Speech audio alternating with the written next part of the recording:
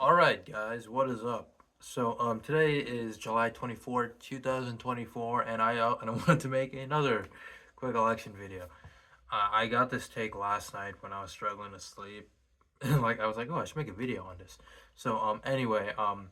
Recently they're taking a lot of polls now between former President Trump and Vice President Harris because Harris is the presumptive nominee of her party and Trump's the official nominee of the Republican Party.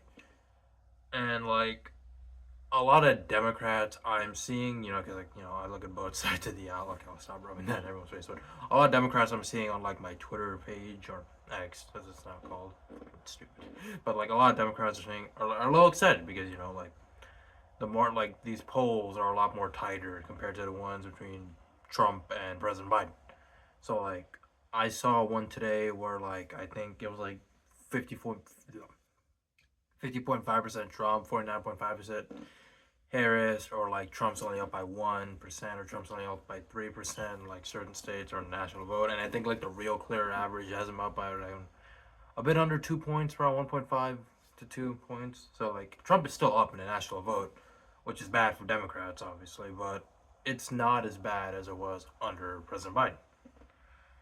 And a lot of Democrats are excited about that because it's only July, and they're saying, "Oh, this is good because now Kamala, she's gonna Vice President Harris, I'm trying to be professional. She's going to narrow the gap by the time it hits November and she's going to win the election." And it's good to be optimistic about your party because, if you want Vice President Harris to become, okay, I'm going to stop saying that, sorry. If you want Kamala Harris to be the next President of the United States, you got to be optimistic. You got to go out and vote, okay? But I want to give my take on it for lots of people who may be worried and why you shouldn't necessarily be worried about that. So, Kamala Harris, she is a vice president. And for people like me who pay attention to politics, I've seen a lot of Kamala Harris and I've explained why I don't like her.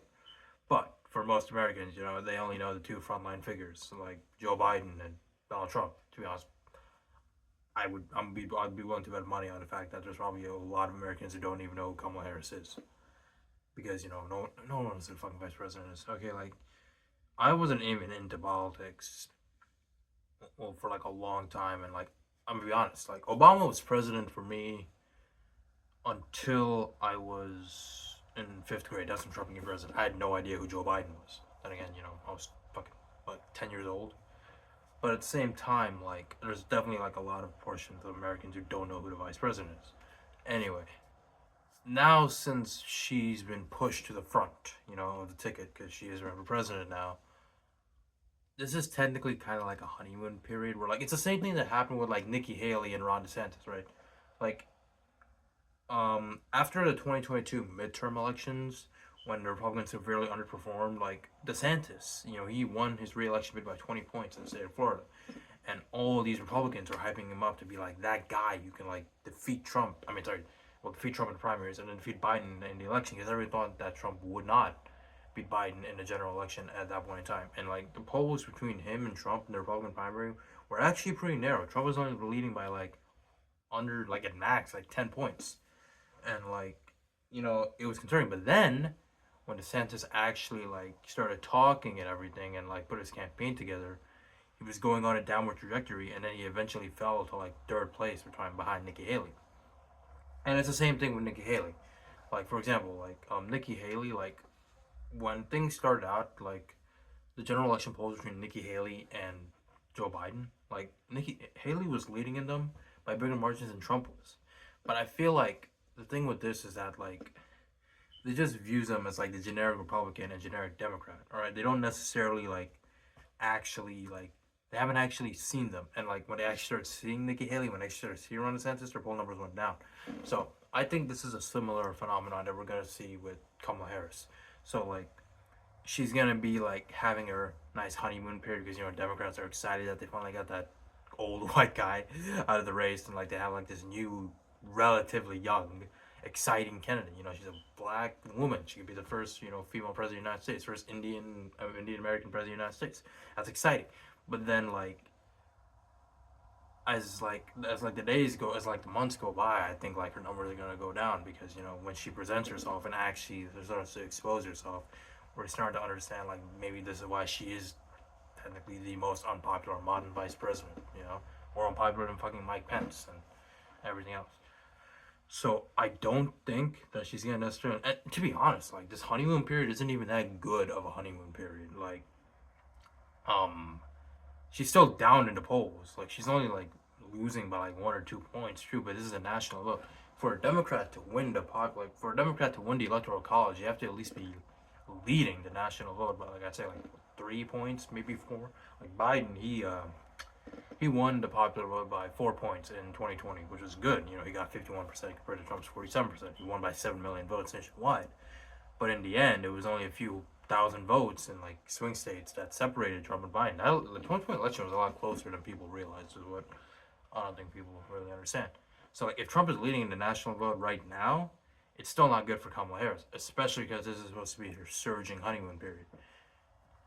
So I think that this isn't Kamala's floor. I think this might be her ceiling, and I think it's only gonna go downhill from here because like I said, and I don't think the Democrats are necessarily running a good campaign, as I said in like yesterday's video, I believe. Yeah, yesterday's video. So like, if they just like, I think this is just hype from the fact that we got a new candidate. It's a honeymoon period. You know, eventually things are going to go downhill for her. And with Trump, things aren't going to go downhill for him. He's probably reached his ceiling, to be honest, because like he's been campaigning for like 2024, right? He announced this like a year and a half, almost 2 years at this point, because he announced his campaign in 2022. Although to be honest, it didn't really kick off till like 20. So he's been campaigning for like a year. He's already got his VP pick and everything, and like this is probably his ceiling. But to be honest, I'm not saying that she could make it better. I just don't think she will, based on like how I've seen her talk and like present herself. Like not even like before she became vice president, because things can change in that time. But even as vice president, like I've seen interviews with her, she hasn't necessarily presented herself as a very good candidate. And like I said, the reason, like the firm reason why I think Kamala Harris won't win this election is simply because of independents. Sure, you're getting traditional Democrats back, which is good, but at the same time, independents who are dissatisfied with the actual government itself are going to see Kamala Harris as like the second in command, right? And like they're probably not going to vote for her based off that. So I don't think you're going to shed many independents away from Trump. All I'm going to say is this: like, if you were willing to vote Trump over Joe Biden, you're probably gonna vote for Trump over Kamala Harris, all right? Because like I don't see many like if you vote for Trump, chances are you're gonna stick with him. Unlike Biden's words, which are a bit more amendable, because Trump's words are fucking cold. So yeah, overall, I just want to say that like this polling surge that we're seeing, like it's not necessarily because Kamala Harris is a great, awesome candidate that's gonna defeat Trump in a landslide come November. But it's really just because of the fact that she's kind of perceived as a generic Democrat because her campaign just started. Most Americans haven't seen her yet, but like as she campaigns more and as like Donald Trump starts to like ramp up the attacks on her more, and like trust me, there's a lot of content to attack her on. I feel like her poll numbers are going to go down. I could be wrong. I could be wrong. It's just my prediction, my take. But yes, that's all. That's pretty much it. And I do think Donald Trump will most likely win the election in November. That's about all. Peace out. Okay, I gotta stop saying that. Like that's one of my favorite YouTubers does. But like, doesn't matter. Peace out.